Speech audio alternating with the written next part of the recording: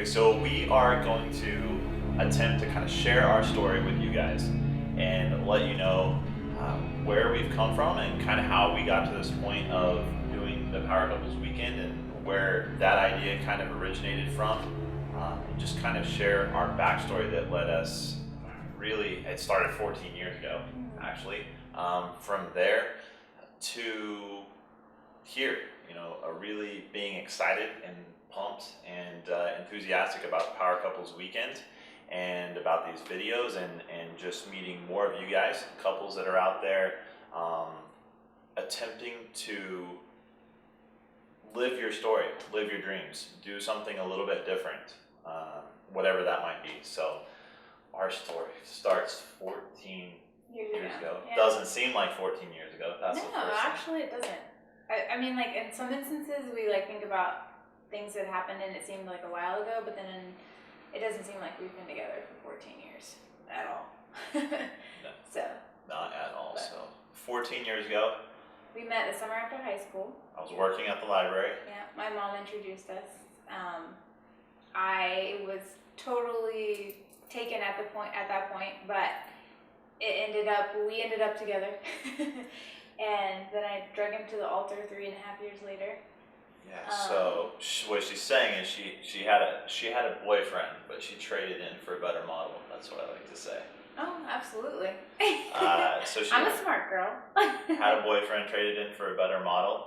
We dated for 3.5 years. Mm-hmm. We went to college. Yeah. And I think that's kind of where our mindset shifted, was in that moment when we kind of got away from living at home. We kind of lived together, but we didn't live together. And we just started looking at different ideas. I think I started really... I think we're both very independent, people, and we learned really quickly that working for someone else and being told what to do by someone else was not for us. Absolutely, yeah. I had a dream since I was 16 to become a financial planner, just because of watching my parents and watching how they kind of did their finances, and then seeing everyone around them. It just seems like people wait too long to really build a retirement and take their finances seriously. And so I had that dream, and then I actually got that job before we finished college. And once I got it, and I think this happens to a lot of people, I realized it wasn't exactly what I was wanting. And that was the moment we started thinking about businesses, being our own boss, and we started looking at some different opportunities. I think the big opportunity that was probably the first one that we looked at was the sawmill in Missouri, which would have been a fantastic deal. Would have been a learning experience, but it would have been an amazing deal. That didn't work out, but learned some lessons on how to talk to banks. Well, what was the thing that the banker told you? This was the pivotal moment in whether we went back to school or not, actually. We were home. What changed our mind? Yeah. Yeah, we were home from school for the summer. I think I would have been going into my senior year, but this would have been in the spring, right? And then you go summer. So it would have been in the spring. I was looking at this sawmill, and I went to 6 different bankers, and I had excellent grades, an excellent business plan. You had an investor. I had an investor with the down payment, and I was going to all these banks, and they were saying no, no, no. And if you've ever been to a banker's pretty much like no, and they don't necessarily tell you exactly what's up with any clarity. But the last banker, I said, before I go, I just want to know why. Why no? And he looked at me and he said, in no uncertain terms, he said, the thing is that I give loans to people with industry experience. I don't give a shit if you have a degree in business. I want somebody that has some experience if I'm going to loan them money. And that was a big aha. It was a big aha because my whole life, my parents had told me, go to school, get good grades, get a good education, and you can do whatever you want. And I was doing that. I did that. I was doing that. And then it was at that moment I kind of realized that whatever I wanted was I wanted to own businesses. And it registered that really the only report card that matters It's experience. is experience and your financial report card. That's what people want to see, and that's kind of the eye-opening experience that guy gave me.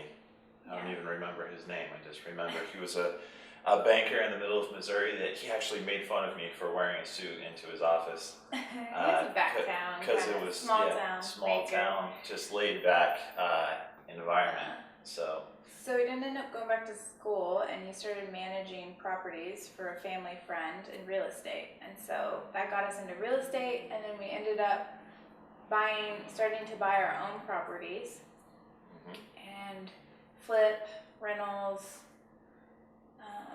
and then, so how many did we have? At one point we had we had over 40 at one point. But we started between 30 and 40 rental properties. Yeah, but we started out, I worked for Kevin, managing his properties, and got some experience, and then we bought one, and I was still working for Kevin, and then it's like time just happens when you do things, and before we know it, we actually had so many properties, I didn't have time to work for Kevin anymore. Yeah, but we got those 30 to 40 properties within like 2 or 3 years. We did. Because it was right after we got married in 2005, and then 2008 hit. So it was within those 3 years. 2 to 3 years, we got 40 properties, which didn't even register at the time. It still doesn't really register that we did that, but we found a system. Every single business comes back to a system. We found a great way to find the properties at low prices, and had the experience from working with Kevin on exactly how much stuff costs to fix them up and either flip them or keep them for rentals, and how to find good tenants. And then the real estate crash happened, and I would say that was a pivotal moment in our marriage. That was a pivotal moment, in business, marriage, personal, individual, like all of it. Yeah. To go from making X amount of money to not making hardly any money and having to adjust your lifestyle, that was a really tough time. It's definitely an eye-opening experience, but it was a good one because it was good to learn those lessons so that we don't make the same mistakes again, and we learned a lot from that. And not only that, it freed us up to move to Vegas. That's true. I think Warren Buffett says you find out who's swimming naked when the tide goes out. We found out we were swimming naked, it turns out. And also, I think sometimes when things just go well and everything seems to be rolling, like when you have those experiences where you look back and you're like, oh yeah, we went to 40 houses over a period, and you may be missing some life lessons that are important. And I don't think we really got to the important stuff until we kind of had that first big failure. I don't even know if I would call it a failure, but that first big bump in the road, that's when he did tell me before we got married that if I wanted to marry him, he wanted to be a millionaire, and that I better be prepared because most millionaires on average go bankrupt 2 to 3 times. And I said, let's just avoid that part. Yeah, so we avoided the bankruptcy, but we didn't avoid getting our butts handed to us in a severe way. In fact, to be honest with you guys, bankruptcy would have better. would have made more sense, but didn't do it. Fought.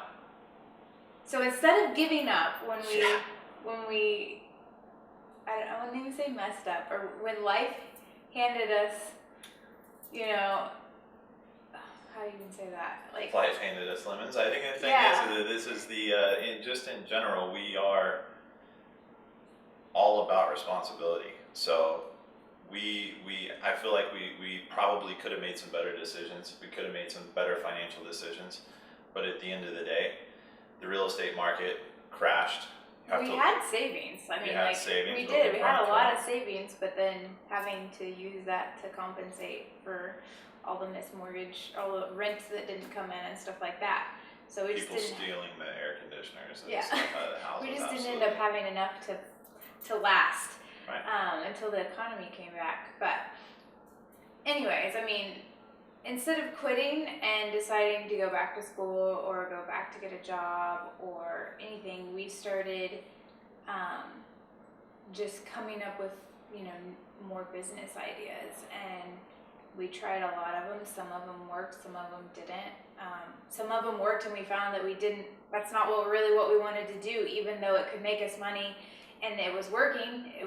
That's not what we wanted to do. I would say it's a big thing is we hold everything up to a certain parameters that we've put together, and we've said, okay, everything we want to do in life needs to meet these certain circumstances or these certain parameters.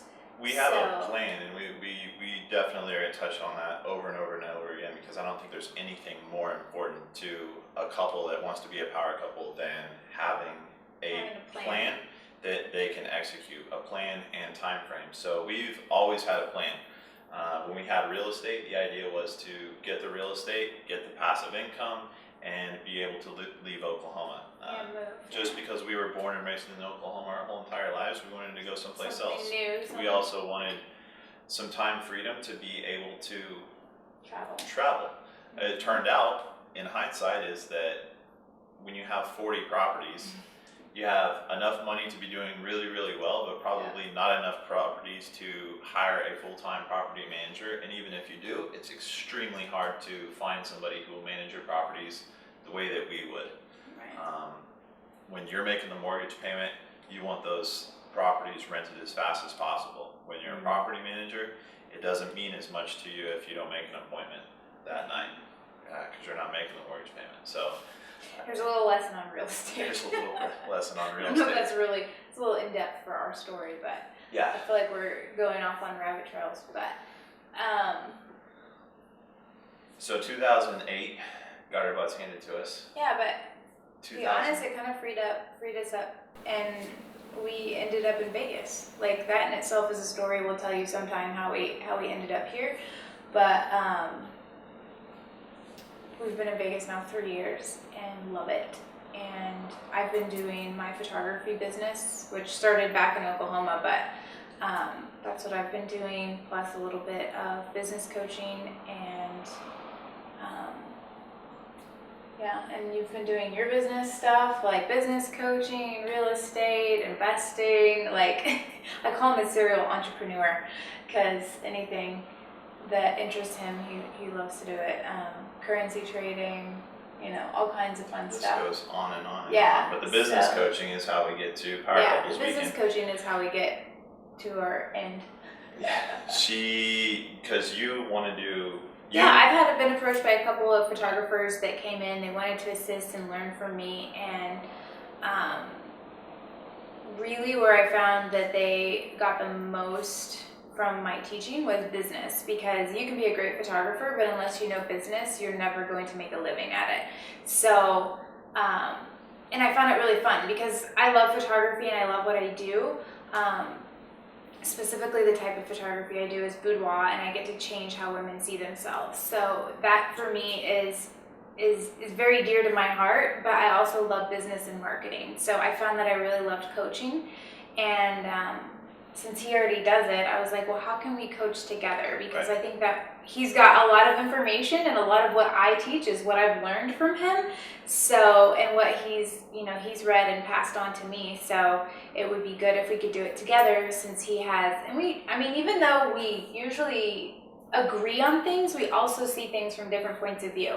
So I feel like having 2 points of view together and looking at somebody's business or helping them do something, it's good to have 2 different points of view as well. So we kind of brainstormed, and I think we came up with, I'm trying to remember, I think we came up with something, and then we ended up coming up with Power Couples Weekend after that, and it just resonated, and we were like, oh my gosh, that is amazing. A bunch of friends, like close friends, that are all business owners. Mm-hmm. Some of them have had a relationship for a while, some of them have had a relationship for less time. They're all working through stuff that, Right.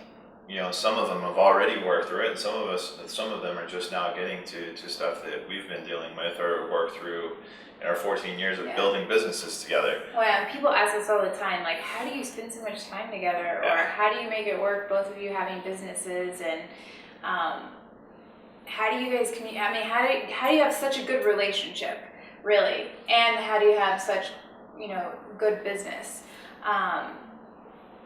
So yeah, we just thought this would be a fun way to not only share what's worked for us, but also network with other couples and see kind of what works for them and meet new people that have like-minded ideas.